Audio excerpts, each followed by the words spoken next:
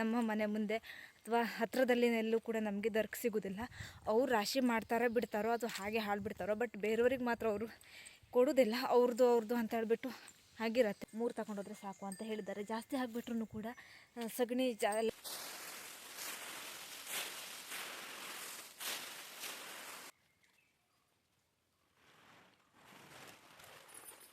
ಒಂದು ಶಿವರಾತ್ರಿ ನೆಕ್ಸ್ಟ್ ದಾಟದ ಮೇಲೆ ಜಾಸ್ತಿ ಬೀಳುತ್ತೆ ದರ್ಕ. ಇನ್ನೂ ಕೂಡ ಅಷ್ಟು ಮರಕ್ಕೂ ಕೂಡ ಇನ್ನು ಎಲ್ಲೆಲ್ಲ ಉದ್ರಿಲ್ಲಲ್ಲ, ಹಾಗಾಗಿ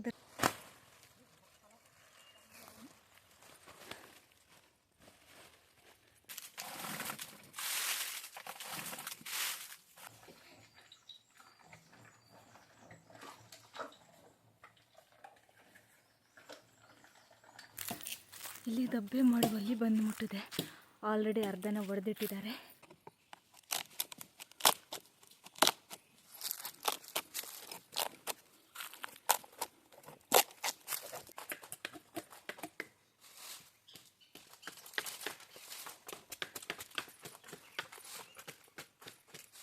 ಒಂದು 2 ತಿಂಗಳನ್ನ 3 ತಿಂಗಳಷ್ಟು ಆಗಿತ್ತು ಅನಿಸುತ್ತೆ. ಪೂರ್ತಿಯಾಗಿ ಒಣಗಿರಲಿಲ್ಲ.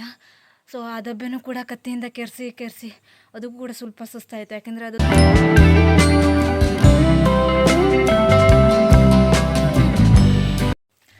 ಹಾಯ್ ಹಲೋ ಎಲ್ರಿಗೂ ನಮಸ್ಕಾರ. ಎಲ್ಲರೂ ಹೇಗಿದ್ದೀರಾ? ಎಲ್ಲರೂ ಸೂಪರ್ ಆಗಿದ್ದೀರಾ ಅಂತ ಅಂದ್ಕೊತೀನಿ.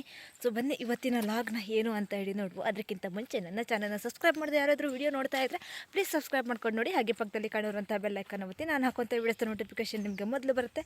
ಆವಾಗ ನೀವು ಮೊದಲು ವಿಡಿಯೋನ ನೋಡ್ಬೋದು. ಇವತ್ತೇ ಬೆಳಿಗ್ಗೆ ಎಡೋಕ್ಕೆ ತುಂಬ ಲೇಟ್ ಆಯಿತು. ಸುಮಾರು 7:30 ಆದ್ರೂ ಕೂಡ ನಾನು ಎದ್ದಿರಲಿಲ್ಲಾಗಿತ್ತು. ಸೊ ನೈಟ್ ಸ್ವಲ್ಪ ಅಡುಗೆದೆಲ್ಲ ಸೋಲ್ದು ಮಕ್ಕಳು ತನಕ ಸ್ವಲ್ಪ 11 ಗಂಟೆ 12 ಗಂಟೆ ರಾತ್ರಿ ಆಗಿತ್ತು ನಮಗೆ. ಹಾಗಾಗಿ ಬೆಳಿಗ್ಗೆ ಬೇಗ ಎದ್ದಿರಲಿಲ್ಲ. ಬೆಳಿಗ್ಗೆ ಎದ್ದು ತಿಂಡಿ ತಿಂದು ಹಾಗೆ ಹಾಲು ಕರೆಯುವಂಥ ವೀಡಿಯೋಸ್ನ ಅಪ್ಲೋಡ್ ಮಾಡಿರಿ ಅಂತ ತುಂಬ ಕೇಳ್ತಿದ್ರಾಗಿತ್ತು. ಹಾಗಾಗಿ ಆ ವಿಡಿಯೋನ ಮಾಡಿ ಎಲ್ಲ ಮಾಡೋ ತನಕ ಸ್ವಲ್ಪ ಲೇಟ್ ಆಯಿತು. ಹಾಗೆ ಗೊಬ್ಬರ ಎಲ್ಲ ಖಾಲಿ ಮಾಡಿದ್ರಲ್ಲ, ಹಾಗಾಗಿ ಈಗ ಮತ್ತೆ ಹೊಸದಾಗಿ ಸಗಣಿ ಹಾಕಲಿಕ್ಕೆ ಈಗ ಸೊಪ್ಪಿಗಿಪ್ಪೆಲ್ಲ ಏನೂ ಹಾಕೋದಿಲ್ಲ. ಯಾಕೆಂದರೆ ಆಲ್ರೆಡಿ ಉದುರುತ್ತೆ ಎಲ್ಲ ಎಲೆನೂ ಕೂಡ. ಹಾಗಾಗಿ ದರ್ಕನ್ನು ತಂದುಬಿಟ್ಟು ಗೊಬ್ಬರ ಗುಂಡಿಗೆ ಹಾಕುವ ಅಂತ ಹೇಳಿಬಿಟ್ಟು ಅಮ್ಮ ಆಲ್ರೆಡಿ ಹೋಗಿದ್ದಾರೆ ದರ್ಕನ ರಾಶಿ ಮಾಡಲಿಕ್ಕೆ. ಈಗ ಜಾಸ್ತಿ ಏನೂ ಬಿಡೋದಿಲ್ಲ, ಎಲ್ಲಿ ಸ್ವಲ್ಪ ಜಾಸ್ತಿ ಬಿದ್ದಿದೆಯೋ ಅಲ್ಲಿ ಹೋಗಿ ನೋಡಿಕೊಂಡು ತಾನೇ ರಾಶಿ ಮಾಡ್ತಾ ಇರ್ತೀನಿ, ನೀನೆಲ್ಲ ಕೆಲಸ ಮುಗಿಸ್ಕೊಂಡು ಬಾ ಅಂತ ಹೇಳಿದ್ದಾರೆ. ಸೊ ನಾನು ಕೂಡ ಇವಾಗ ಹೋಗ್ತಾ ಇದ್ದೀನಿ.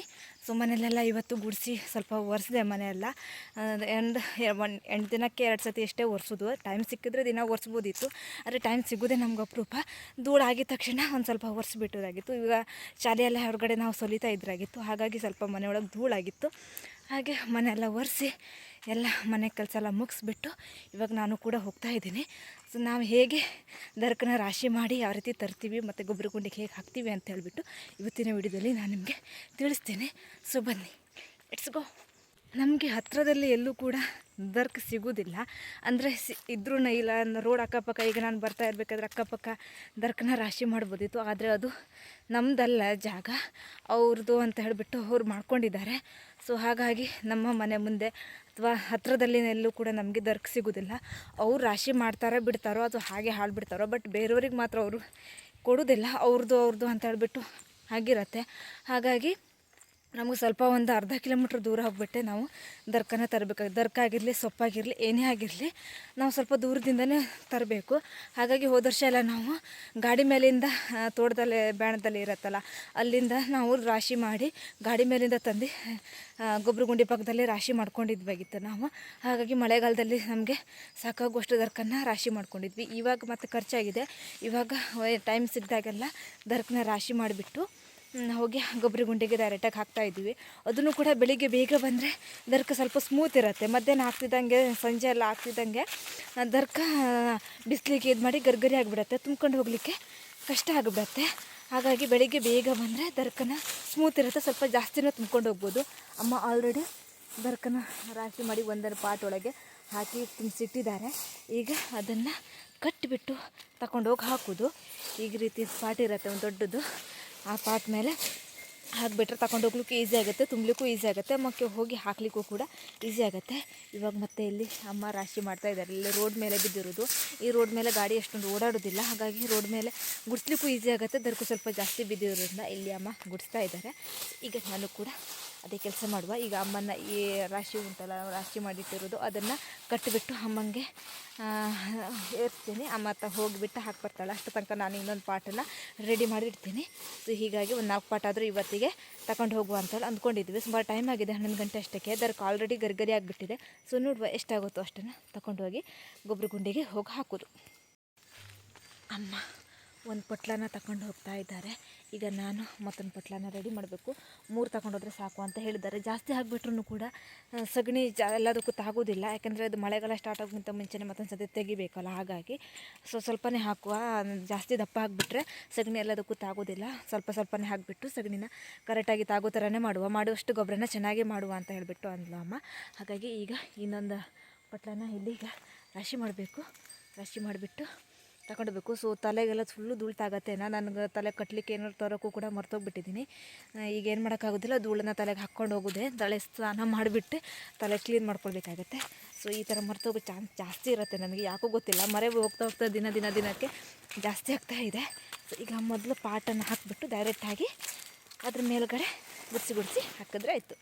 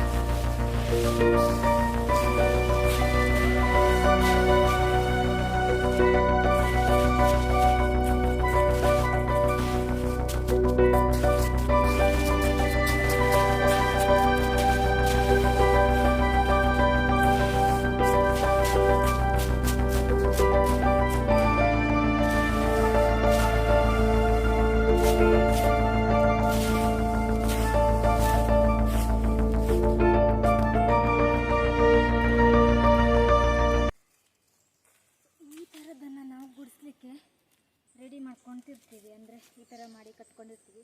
ಇದು ಸ್ವಲ್ಪ ಹೊಸದು, ಇದು ಸ್ವಲ್ಪ ಹಳೆಯದು. ಈ ಥರ ಅಗಲವಾಗಿ ಗುಡಿಸ್ಲಿಕ್ಕೆ ಹಿಂಗೆ ಈಸಿ ಆಗುತ್ತೆ ಅಂತ ಹೇಳ್ಬಿಟ್ಟು ಈ ರೀತಿ ಯೂಸ್ ಮಾಡ್ತೀವಿ. ಬಾಕಿದು ಕಬ್ಬಿಣದ್ದು ಕೂಡ ಇದೆ, ಎಳೆದು ತುಂಬೋದು. ಅದು ತಂದಿಲ್ಲ ನಾವು, ಜಾಸ್ತಿ ದರಕ್ಕೆ ಬಿದ್ದಿಲ್ಲ ಅಂತ ಹೇಳಿಬಿಟ್ಟು. ಹಾಗಾಗಿ ಇದನ್ನು ಮಾತ್ರ ತಂದು ಯೂಸ್ ಮಾಡ್ತಾಯಿದ್ವಿ. ಗುಡಿಸ್ಲಿಕ್ಕೆ ಚೆನ್ನಾಗಾಗತ್ತೆ. ಇದನ್ನು ಕರೆಕ್ಟಾಗಿ ಕಟ್ಟಬೇಕು. ಈ ರೀತಿಯಾಗಿ 3-4 ಬುಡನ ಸೇರಿಕೊಂಡು ಒಂದೇ ರೀತಿಯಾಗಿ ಈ ಥರ ಕಟ್ಕೊಂಡಿದ್ವಿ. ಗುಡಿಸ್ಲಿಕ್ಕೆ ಈಸಿ ಆಗುತ್ತೆ. ಇದರಿಂದ ಜಾಸ್ತಿ ಗಿಡಗಳ ಇದರಲ್ಲೆಲ್ಲ ಗುಡಿಸ್ಲಿಕ್ಕೆ ಸರಿ ಆಗೋದಿಲ್ಲ. ಹೀಗೆ ನಾರ್ಮಲಾಗಿ ಪ್ಲೇನ್ ಜಾಗ ಇರುತ್ತಲ್ವ, ಗಿಡ ಯಾವುದೂ ಇರೋದಿಲ್ಲಲ್ಲ, ಅಂಥ ಕಡೆಗೆಲ್ಲ ಇದು ಗುಡಿಸ್ಲಿಕ್ಕೆ ಈಸಿ ಆಗಿಬಿಡುತ್ತೆ. ಸೊ ಹಾಗಾಗಿ ಈ ಥರದನ್ನು ಯೂಸ್ ಮಾಡ್ಕೊಂಡಿದ್ದೀವಿ.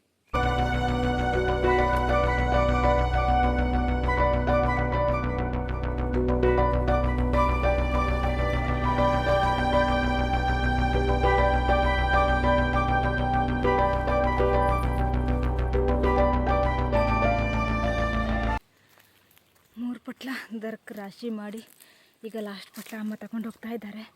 ಈಗ ನಾನೆಲ್ಲ ರಾಶಿ ಮಾಡಿಕೊಂಡು ನಾನು ಹೋಗ್ತಾ ಇದ್ದೀನಿ. ಸೊ ಈಗ ಸುಸ್ತಾಗೋಯ್ತು, ಯಾಕೆಂದರೆ 3 ಪಟ್ಲ ಅಂತಂದ್ರೂ ಕೂಡ ತುಂಬ ಜಾಗ ಗುಡಿಸ್ಬೇಕಾಯಿತು. ಇಲ್ಲಿ ರೋಡೇನು ಕಾಣಿಸ್ತಾ ಇದೆಯಲ್ಲ, ಅಷ್ಟು ಕೂಡ ಗುಡಿಸಿರೋದೇ. ಇದು ಇಲ್ಲಿಂದ ಅಲ್ಲಿ ತನಕ ಗುಡಿಸಿದ್ದು. ಜಾಸ್ತಿ ದರ್ಗ್ ಬಿದ್ದರೆ ಬೇಗ ಆಗುತ್ತೆ, ಗುಡಿಸ್ಕೊಳ್ಳಿಕ್ಕೂ ಈಸಿ ಆಗುತ್ತೆ, ಮತ್ತು ಬೇಗನೂ ಕೂಡ ಒಂದು ರಾಶಿ ಆಗಿಬಿಡುತ್ತೆ. ಆದರೆ ಫುಲ್ಲಾಗಿ ತುಂಬಿಸಲಿಲ್ಲ ನಾವು, ಯಾಕೆಂದರೆ ಗುಡಿಸಿ ಅಂತ ಎಷ್ಟು ದೂರ ಅಂತ ತಗೊಂಡು ಹೋಗೋಕ್ಕಾಗತ್ತೆ. ಹಾಗಾಗಿ ಒಂದು ಸ್ವಲ್ಪ ಹಾಕ್ಕೊಂಡ್ಬಿಟ್ಟು ತಗೊಂಡೋಗಿ ಹಾಕ್ತಾಯಿದ್ದೀವಿ. ಇನ್ನೊಂದು ಸ್ವಲ್ಪ ಒಂದು ಶಿವರಾತ್ರಿ ನೆಕ್ಸ್ಟ್ ದಾಟದ ಮೇಲೆ ಜಾಸ್ತಿ ಬೀಳುತ್ತೆ ದರ್ಕು. ಇನ್ನೂ ಕೂಡ ಅಷ್ಟು ಮರಕ್ಕೂ ಕೂಡ ಇನ್ನು ಎಲ್ಲೆಲ್ಲ ಉದುರಿಲ್ಲಲ್ಲ, ಹಾಗಾಗಿ ದರ್ಕು ಕೂಡ ಸ್ವಲ್ಪನೇ ಬಿದ್ದಿದೆ. ಸೊ ನೆಕ್ಸ್ಟ್ ಸ್ವಲ್ಪ ಜಾಸ್ತಿ ಸಿಗುತ್ತೆ. ಆಮೇಲೆ ಗಾಡಿಯೆಲ್ಲ ನಮ್ಮ ಮೇಲೆ ತಂದ್ಕೊಂಡು ಕಾಡಲ್ಲಿರುವಂಥ ದರ್ಕನ್ನು ಕೂಡ ತಗೊಂಡು ಬಂದ್ಕೊಂಡು ನಾವು ರಾಶಿ ಮಾಡಿಕೊಂಡ್ರೆ ಈಸಿ ಆಗುತ್ತೆ. ಸೊ ಇವಾಗ ಗಾಡಿ ಮೇಲೆ ತರೋಕ್ಕೂ ಕೂಡ ಎಲ್ಲೂ ಕೂಡ ಇನ್ನೂ ಅಷ್ಟೆಲ್ಲ ದರ್ಕ್ ಬಿದ್ದಿಲ್ಲ. ಹಾಗಾಗಿ ನಮಗೆ ಈ ಥರ ಪರಿಸ್ಥಿತಿ ಬಂದಿದೆ. ಸೊ ಎಷ್ಟಾಗುತ್ತೋ ಅಷ್ಟನ್ನು ದರ್ಕನ್ನ ಹಾಕಿಬಿಟ್ರೆ ಗೊಬ್ಬರನ ಮಾಡಿಬಿಟ್ಟು, ಇಲ್ಲಾಂದ್ರೆ ಸಗಣಿ ಸುಮ್ಮನೆ ವೇಸ್ಟ್ ಆಗಿಬಿಡತ್ತೆ. ಸ್ವಲ್ಪ ದರ್ಕು ಅಥವಾ ಸೊಪ್ಪು ಸಿಗೋದಿಲ್ಲ. ಗಿಡಗಳನ್ನೆಲ್ಲ ತಗೊಂಡು ಬಂದರೆ ಅಡ್ಡಿಲಾಗಿತ್ತು, ಅಷ್ಟೊಂದು ಸಿಗೋದಿಲ್ಲ ಈಗ. ಮತ್ತು ಎಲ್ಲನೂ ಕೂಡ ಪೂರ್ತಿಯಾಗಿ ಮರಗಳೆಲ್ಲ ಉದುರು ಬಿಟ್ಟಿದೆಯಲ್ಲ, ಹಾಗಾಗಿ ಸ್ವಲ್ಪ ಗೊಬ್ಬರನ ಶಾರ್ಟೇಜ್ ಬೀಳತ್ತೆ ಅಂತ ಅಂದ್ಕೊಂಡಿದ್ದೀವಿ. ಹಾಗಾಗಿ ಅಷ್ಟನ್ನು ಕೂಡ ಫುಲ್ ಮಾಡಿ ಈಗ ಗೊಬ್ಬರ ಗುಂಡಿಗೆ ಹೋಗಿ ಹಾಕಬೇಕು.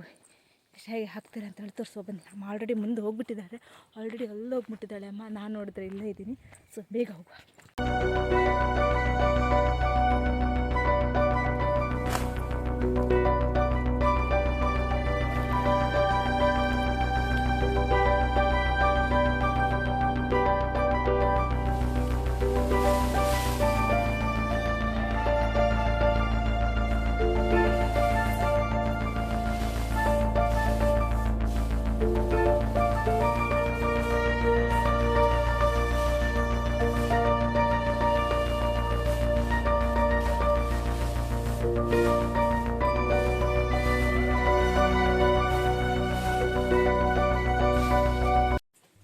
ಇವರಿಗೆ 3 ಜನಕ್ಕೆ ಈಗ ಸುಮಾರು 12:30 ಆಗಿದೆ. ಇವಾಗ ಬಿಡುವುದು.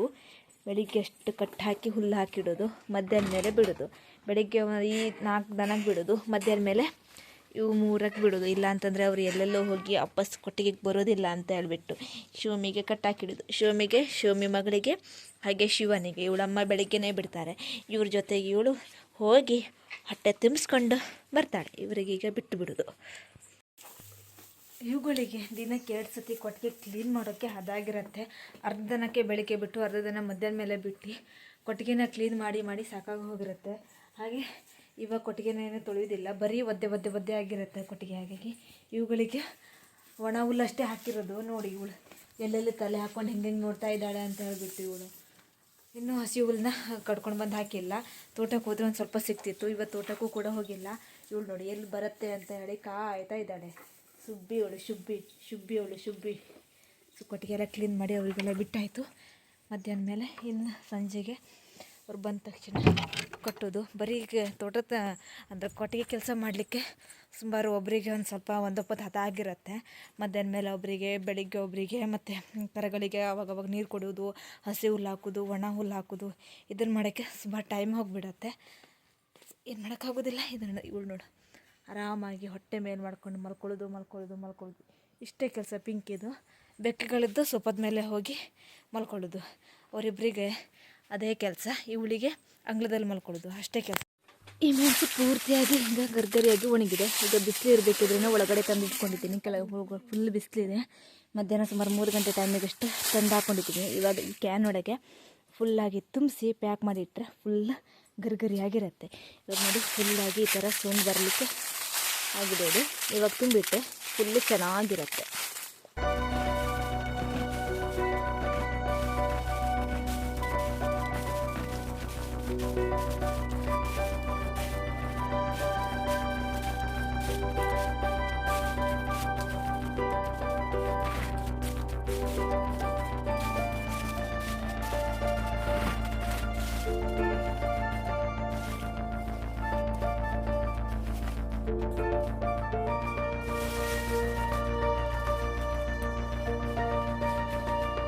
ಅಂತೂ ಇಂತೂ ಮಾಡಿ 5 kg ಇರೋದು 3 ಕ್ಯಾನ್ ಒಳಗೆ ಹಿಡಿಸಿದೆ. 1 ಕ್ಯಾನ್ ಒಳಗೆ 1.5 kg ಮಾತ್ರ ಹಿಡಿಯುತ್ತೆ.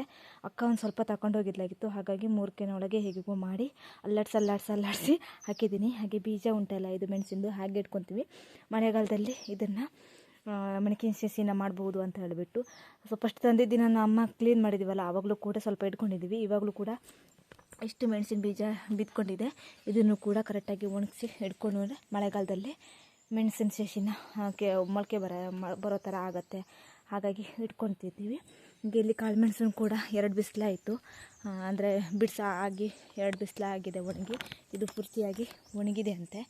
ಹಾಗಾಗಿ ಇದನ್ನು ಕೂಡ ಬಿಸಿಲಿರ್ತಾನೆ ತುಂಬಿಡ್ಕೊಳ್ಬೇಕು. ಇದನ್ನು ಕೂಡ ಪ್ಲಾಸ್ಟಿಕ್ ಚೀಲದೊಳಗೆ ಹಾಕಿ ಕರೆಕ್ಟಾಗಿ ಪ್ಯಾಕ್ ಮಾಡ್ಕೊಂಡು ಇಟ್ಕೊಳ್ಬೇಕು. ಇಲ್ಲ ಅಂತಂದರೆ ಬುರ್ಸ್ ಬಂದು ವೈಟ್ ಕಲರಿಗೆ ಬರುತ್ತೆ. ಇವಾಗ ಇದು ಕಪ್ಪಾಗಿದೆ. ಇದನ್ನು ಕೂಡ ಈಗ ತುಂಬಿಟ್ಟು ಆ ಕೊಳೆ ಅಡಿಕೆನೂ ಕೂಡ ಒಣಗಿದೆ, ಅದನ್ನು ಕೂಡ ತುಂಬಿಸಿಟ್ಟು ನೆಕ್ಸ್ಟು ಸೊ ಅಪ್ಪ ದಬ್ಬೆ ಮಾಡಲಿಕ್ಕೆ ಹೋಗ್ತಿದ್ದಾರಲ್ಲ, ಅಲ್ಲಿ ಹೋಗಿ ನೆಕ್ಸ್ಟ್ ನೋಡಬೇಕು ಏನು ಅಂತ ಹೇಳಿಬಿಟ್ಟು, ಹೇಗೆ ಮಾಡ್ತಿದ್ದಾರೆ ಅಂತ ಹೇಳಿ ಹೋಗಿ ನೋಡ್ಕೊಂಡು ಬರುವ.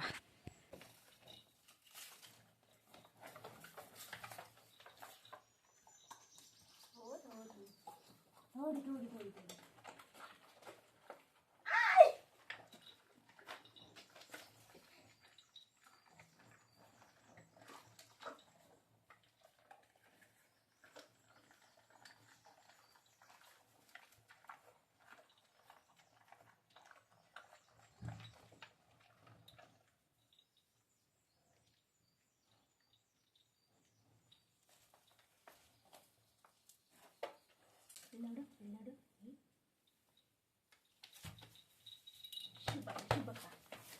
ಮೆಣಸು ಮತ್ತು ಕಾಳು ಮೆಣಸು ಎಲ್ಲ ತುಂಬಿಸಿಟ್ಟಾಯಿತು, ಕೊಳೆ ಅಡಿಕೆನೂ ಕೂಡ.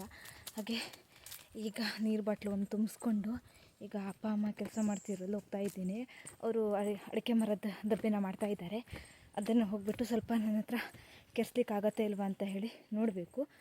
ಅದನ್ನು ಹೋಗಿ ಕೆರೆಸ್ತಾರೆ ಅಥವಾ ಏನಂತ ನನಗೂ ಕೂಡ ಗೊತ್ತಿಲ್ಲ. ಹೋಗಿ ಅದು ಹೇಗೆ ಮಾಡ್ತಾರೆ ಅಂತ ಹೇಳಿಬಿಟ್ಟು ಸೊ ನೋಡಿಕೊಂಡು ಬರಬೇಕಾದ್ರೆ ಸ್ವಲ್ಪ ಕೆರೆಸಿದಷ್ಟು ಆಗತ್ತಲ್ಲ ಅಷ್ಟನ್ನು ತಗೊಂಡು ಬರುವ ಅಂತೇಳಿ ಅಲ್ಲಿ ಮೇಲಿನ ತೋಟದಲ್ಲಿ ಅಲ್ಲೇ ಕೂಡ ಮೇಲ್ಗಡೆ ಗುಡ್ಡದ ಮೇಲೆ ಹಾಕಿಟ್ಟಿದ್ದೀವಲ್ಲ, ಅಲ್ಲಿ ಹೋಗಿ ಕೆರೆಸ್ತಾ ಇದ್ದಾರೆ. ಸೊ ಬನ್ನಿ ಅಲ್ಲಿ ಹೋಗಿಬಿಟ್ಟು ನೋಡುವ ಹೀಗೆ ಆಗತ್ತೆ ಅಂತ ಹೇಳಿಬಿಟ್ಟು, ದಬ್ಬೆನ ಯಾವ ರೀತಿ ಮಾಡ್ತಾರೆ ಅಂತ ಹೇಳಿಬಿಟ್ಟು. ಸೊ ಬನ್ನಿ ನೋಡುವ. ಇಲ್ಲಿ ದಬ್ಬೆ ಮಾಡುವಲ್ಲಿ ಬಂದು ಮುಟ್ಟಿದೆ. ಆಲ್ರೆಡಿ ಅರ್ಧನ ಒಡೆದಿಟ್ಟಿದ್ದಾರೆ, ಇನ್ನು ಅರ್ಧನ ಸ್ವಲ್ಪ ಒಡೆಯೋದುಂಟು. ಈಗ ಅದರಗಳಿಗೆ ಮೇಲ್ಗಡೆಯಿಂದ ಸ್ವಲ್ಪ ತೆಗಿಬೇಕಾಗತ್ತೆ. ಅದನ್ನು ನಾನು ಅಮ್ಮ ಈಗ ಮಾಡಿಬಿಟ್ಟು ತೆಗಿಬೇಕು. ಸೊ ಅಪ್ಪ ಆಲ್ರೆಡಿ ಹೊಡಿತಾ ಇದ್ದಾರೆ. ಸೊ ಬನ್ನಿ ಅದು ಹೇಗೆ ಹೊಡಿತಿದ್ದಾರೆ ಅಂತ ಹೇಳಿ ನೋಡುವ.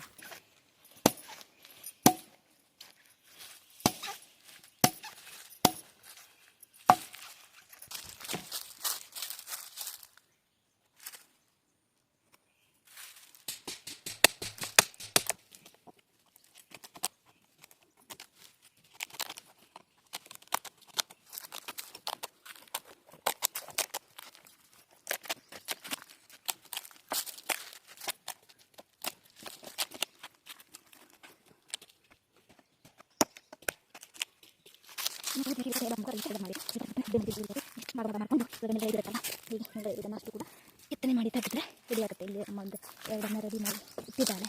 ಈ ರೀತಿಯಾಗಿ ಆಗುತ್ತೆ. ಈ ರೀತಿಯಾಗಿ ಡಬ್ಬೆ ರೆಡಿಯಾಗಿರುತ್ತೆ. ಮೇಲ್ಗಡೆದಷ್ಟು ಕೆರೆಸಿ ತೆಗೆದ್ರೆ ಮುಗಿತು.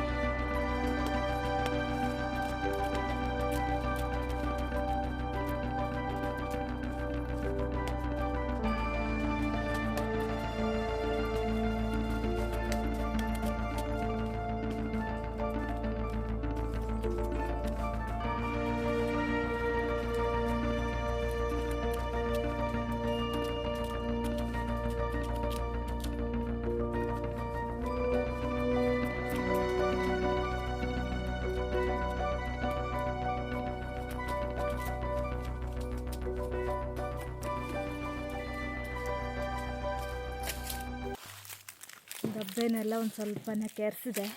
ಈಗ ಒಂದು 4 ದಬ್ಬೆನ ಹೊತ್ಕೊಂಡು ಹೋಗಬೇಕು ಮನೆಗೆ ಹೋಗಿ. ಕೆಲಸ ಇರುತ್ತಲ್ಲ, ಹಾಗಾಗಿ ಈಗ ಹೋಗ್ತಾ ಇದ್ದೀನಿ.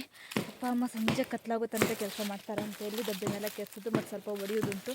ಅದನ್ನಷ್ಟು ಕತ್ಲಾಗೋ ತನಕ ತಾವು ಮಾಡ್ತೀವಿ, ನಿಮ್ಮ ಮುಂಚೆ ಮನೆಗೆ ಹೋಗುವಂತ ಅಂದರು. ಹಾಗಾಗಿ ಒಂದು 4 ದಬ್ಬೆನ ಕಟ್ಕೊಂಡು ಹೋಗಬೇಕು. ಹೋಗ್ತಾ ಇರಬೇಕಾದ್ರೆ ಮೋಟಾರು ಸ್ಟಾರ್ಟ್ ಮಾಡಿಬಿಟ್ಟು ಹೋಗಬೇಕು. ಹಾಗಾಗಿ ಸ್ವಲ್ಪ ವೇಟ್ ಜಾಸ್ತಿ ತಗೊಂಡೋದ್ರೆ ಮತ್ತು ಅಲ್ಲಿ ಇಳಿಸಿ ಮತ್ತು ನಾನೇ ಎತ್ಕೊಳ್ಬೇಕು. ಹಾಗಾಗಿ 4 ದಬ್ಬೆ ಸಾಕು ಅಂತ ಅಂದ್ಕೊಂಡು ಕಟ್ಕೊಂಡು ಹೋಗ್ತಾ ಇದ್ದೀನಿ. ಸೊ ಇನ್ನೂ ತುಂಬ ಇದೆ ಕೆರ್ಸೋಕ್ಕೆ. ನನಗಂತೂ ಸಾಕಾಯ್ತಪ್ಪ. ಇದೆಲ್ಲ ಫಸ್ಟ್ ನಾನು ಈ ಥರ ಕೆರ್ಸೋಕ್ಕೆ ಬಂದಿರೋದು. ಸೊ ಕತ್ತಿ ತಗೊಂಡು ಕೆರ್ಸೋದೆಲ್ಲ ಫಸ್ಟ್ ಅನುಭವ. ಎಲ್ಲಿ ಕೈ ತಾಗುತ್ತೋ ಮತ್ತು ಆ ಸಿಗರೆಲ್ಲ ಇರುತ್ತೆ, ಅದನ್ನೆಲ್ಲ ಕೈ ಚುಚ್ಚುತ್ತೆ ಅನ್ನೋದು ಭಯ ಆಯಿತು. ಸೊ ಬನ್ನಿ ಈಗ ಇದನ್ನು ತಗೊಂಡು ಹೋಗಿ ಮನೆಗೆ ಹೋಗಿ ನೋಡಿ. ದಬ್ಬೆ ವಜ್ಜಿನ ತಗೊಂಡು ಬರೋಕ್ಕಷ್ಟರಲ್ಲಿ ನನಗಂತೂ ಸಾಕಾಗೋಯ್ತು. ಇಲ್ಲೊಂದು ಎದ್ರಿಗೆ ಗಟ್ಟ ಸಿಗುತ್ತೆ, ಸೊ ತುಂಬ ವೇಟ್ ಇರುತ್ತೆ, ಯಾಕಂದರೆ ಅದು ಪೂರ್ತಿಯಾಗಿ ಒಣಗಲಿಲ್ಲ, ಸ್ವಲ್ಪ ಹಸಿದೇ ಉಂಟು. ಅದು ಕಡ್ದುಬಿಟ್ಟು ಒಂದು 2 ತಿಂಗಳನ್ನ 3 ತಿಂಗಳಷ್ಟು ಆಗಿತ್ತು ಅನಿಸುತ್ತೆ, ಪೂರ್ತಿಯಾಗಿ ಒಣಗಿರಲಿಲ್ಲ. ಸೊ ಆ ದಬ್ಬೆನೂ ಕೂಡ ಕತ್ತಿಯಿಂದ ಕೆರೆಸಿ ಅದಕ್ಕೂ ಕೂಡ ಸ್ವಲ್ಪ ಸುಸ್ತಾಯಿತು, ಯಾಕೆಂದರೆ ಅದು ದಪ್ಪ ಒಳಗಡೆ ಒಂಥರ ಇರುತ್ತಲ್ಲ ಅಂತ, ಒಳಗಡೆ ಏನು ಅಂತಾರೆ ಅದು ಇರುತ್ತೆ, ಅದನ್ನು ಕರೆಕ್ಟಾಗಿ ಕೆರೆಸಿ ತೆಗಿಬೇಕಾಗತ್ತೆ. ಸೊ ಫಸ್ಟ್ ಆಫ್ ಆಲ್ ನನಗೆ ಆ ಥರ ತೆಗಿಲಿಕ್ಕೆ ಅಥವಾ ಆ ಥರದ್ದೇನು ಕೆಲಸ ಬರೋದಿಲ್ಲ, ಕತ್ತಿ ಕೆಲಸ. ಎಲ್ಲರೂ ಸ್ವಲ್ಪ ಸ್ಲಿಪ್ ಆಯಿತು ಅಂತಂದರೆ ಕೈಗೆ ಬರುತ್ತೆ, ಮತ್ತು ಅದಕ್ಕೆ ಒಂಥರ ಚಿಕ್ಕ ಚಿಕ್ಕದಾಗಿ ಸಿಗ್ರ ಥರ ಬಂದಿರುತ್ತೆ, ಅದನ್ನು ಕೂಡ ಕೈ ತಾಗ್ತಿತ್ತು. 2-3 ಕಡೆ ಚುಚ್ಕೊಂಡಿದ್ದೀನಿ.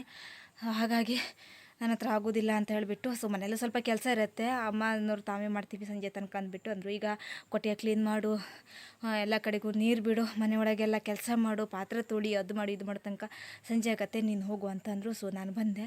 ಸೊ ಈಗ ಸ್ವಲ್ಪ ಹೊತ್ತು ಕೂತ್ಕೊಂಡು ರೆಸ್ಟ್ ಮಾಡಿಕೊಂಡು, ಸೊ ನೆಕ್ಸ್ಟ್ ಕೊಟ್ಟಿಗೆಗೆಲ್ಲ ಕ್ಲೀನ್ ಮಾಡಿಬಿಟ್ಟು ಎಲ್ಲ ಹುಲ್ಲನ್ನೆಲ್ಲ ಹಾಕಿ, ಸೊ ನೆಕ್ಸ್ಟ್ ಏನು ಕೆಲಸ ಇರುತ್ತೋ ಮನೆ ಒಳಗಡೆಯಿಂದೆಲ್ಲ ಮಾಡಬೇಕು. ಸೊ ಇವತ್ತಿನ ವ್ಲಾಗ್ನ ಇಲ್ಲಿಗೆ ಎಂಡ್ ಮಾಡ್ತಾಯಿದ್ದೀನಿ. ನಾಳೆ ಮತ್ತೆ ಸಿಗುವ, ಅಲ್ಲಿ ತನಕ ಎಲ್ರಿಗೂ ಕೂಡ ನನ್ನ ಕಡೆಯಿಂದ ಬಾಯ್.